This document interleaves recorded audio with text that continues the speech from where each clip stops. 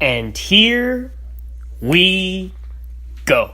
It's Drop the Mic on a Friday. Thank God it's Friday. Mike Eccleston here live once again on the Legends Podcast Network on Lenny Melnick, FantasySports.com, a network that's growing more and more each day, and I'm lucky enough to be part of.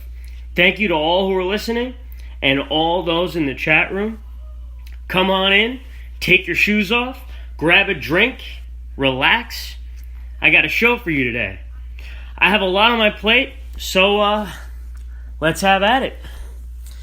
Going to be talking a lot of Dodgers, a good amount of Mets, some Chris Sale action, some NBA Finals.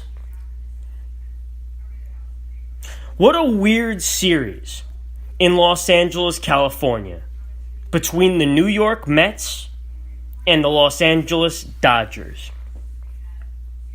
There's a famous quote, like, if there's one thing in life that I've learned, it's that I know nothing. See, game one was somewhat what I expected. Now, maybe I expected Jacob DeGrom, to pitch a little bit further into the game. But when I saw Tyler Batchelor and Daniel Zamora enter the game, that was kind of expected.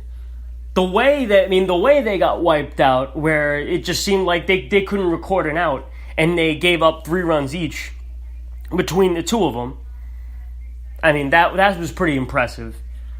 But, Wilmer Font, Drew Gagnon, this was a white flag kind of game. Cody Bellinger dominated the Mets as usual. By the way, his home runs, like the way he started off his career, home runs, 2 at-bats, check out that stat. Absolutely crazy. It seems like every game he hits a home run against the Mets. If he was in the Mets division, he would appear to be the next Chipper Jones. I'm going to talk a little bit more about Cody Bellinger a little later on in the show.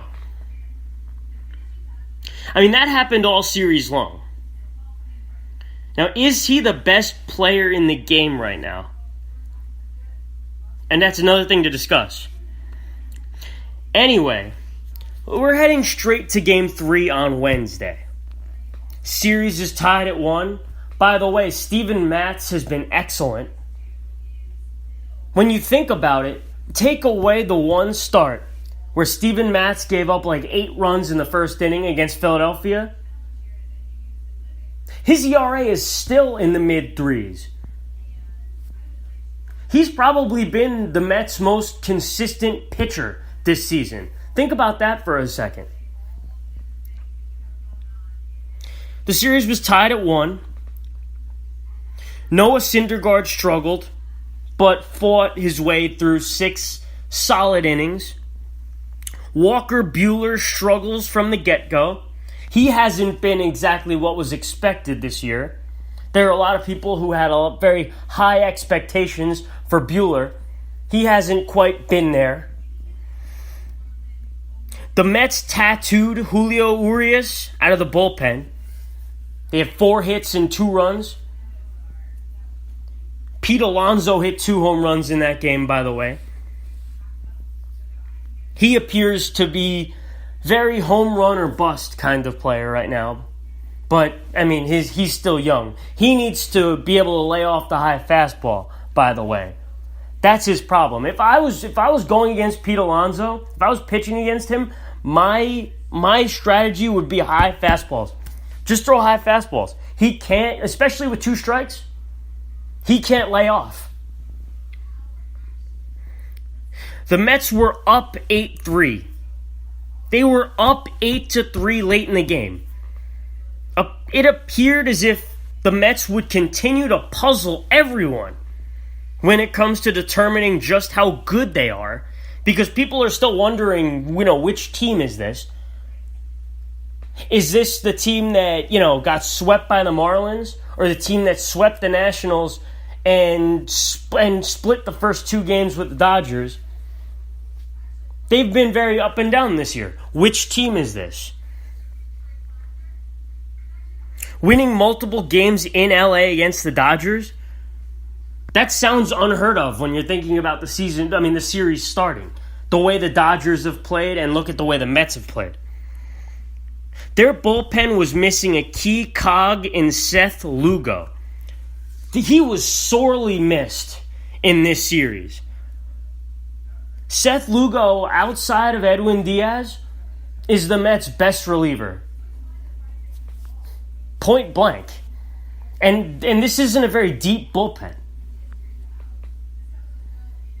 In order for the Mets to beat great teams, they need to have their bullpen intact.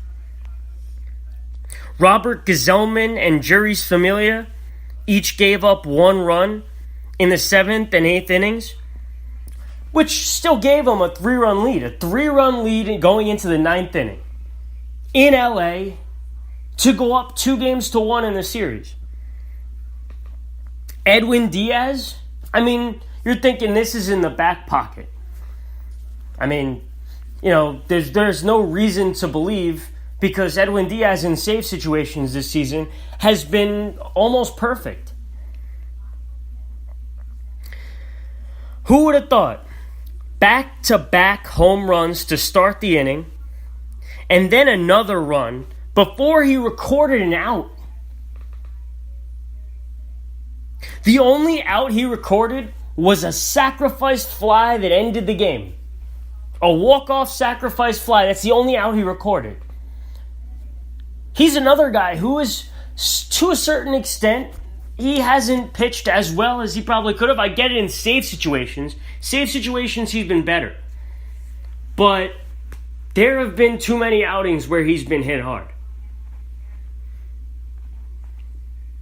For him, he was, for a young electric closer who had been so dominant all throughout last year, came over to New York in the trade with Robinson Cano and showed signs of dominance. For him to be so hittable and blow a 3-run lead in the 9th inning in the fashion he did without recording an out, that's mind-blowing. It makes everyone think about the trade that brought he and Robinson Cano to New York. And even though I will forever believe it made sense for the Mets, I will forever back this up. I thought this was the best for both teams, because you're getting an elite closer if you're the Mets, and you're getting a second baseman who has hit 300 for his entire life. And I get it that he's getting older, but even last year, coming off the suspension, he hit over 300, had 50 RBIs in half a season. And he had never been injured. He had never really been hurt. Of course, that's more of a Mets kind of thing. A star player coming over, and everything that he was not, he becomes. There are a lot of people who disagree with me on the trade, but that's fine. The conversation is reopened because of outings like this from Edwin Diaz. Because if Diaz is a bust, which is not, I don't expect him to be, but if Diaz ends up being another one of the Mets closer busts, and Jared Kelenic becomes a star in 3 or 4 years, 5 years, the conversation will be reopened again. The Mets are probably the most entertaining team to cover. It is literally never dull. When they're winning, it's in dramatic fashion. The city explodes. Citi Field is in a frenzy. Flushing, Queens, it goes nuts. Bill Buckner, 2015, watching games like, those 3 games against the Nationals where they hit dramatic home runs, won those games late, Carlos Gomez running around the bases. It always seems to be in dramatic fashion. But when they're losing, it's in dramatic, historic fashion.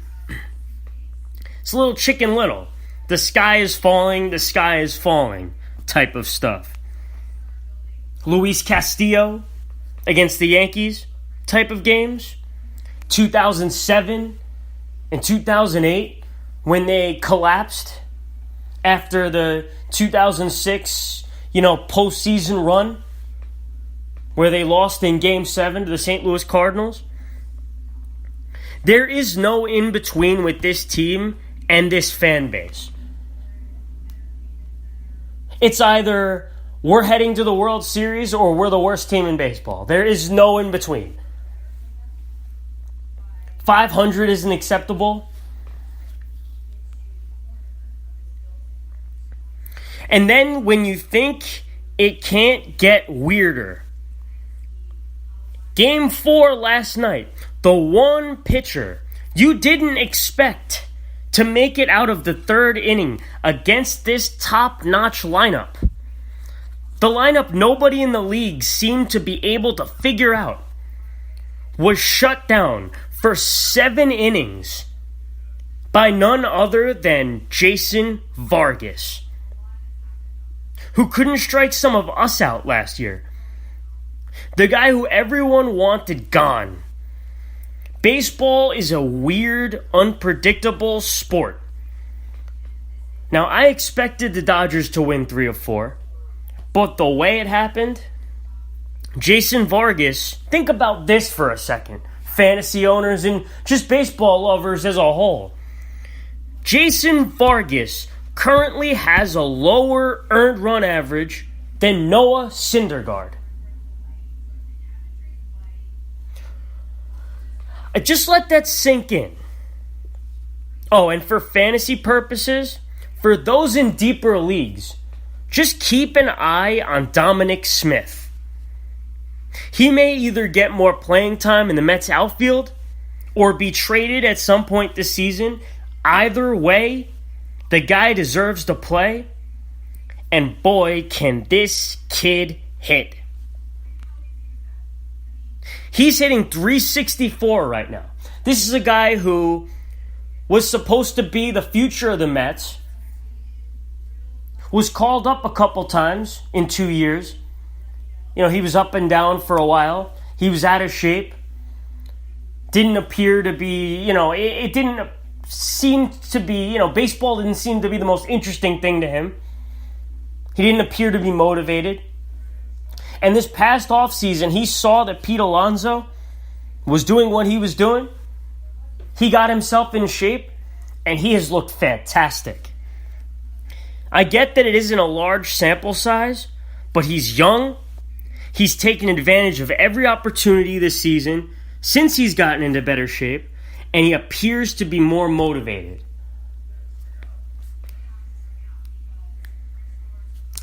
Here's a question that's still weird for a lot of people to hear. Do the Tampa Bay Rays lose anymore? I mean, can anyone get Austin Meadows out? These are two questions that have yet to be really answered. Baseball fans out there, Yankee fans, Red Sox fans, you know damn well who you are. Stop scoffing and sneezing at the Rays. Acting like they're still the Devil Rays of old or just a cute, Cinderella story team just because they don't have the payroll that you do. This is a team. This is a team to be reckoned with. The American League East is no longer the Yankees and Red Sox. Tampa has arrived. They are legit. Yesterday was just another example. Against the surging Minnesota Twins, who appeared to be one of the best teams in all of baseball, throwing a starting pitcher who's having a career year. I'm still not buying into Martin Perez, by the way. I mean, the guy had an ERA of over 6 last year and almost a 5 the year before. So to put it into perspective, him coming out and having a great year. Excuse me. Rick Porcello, anyone? I was never necessarily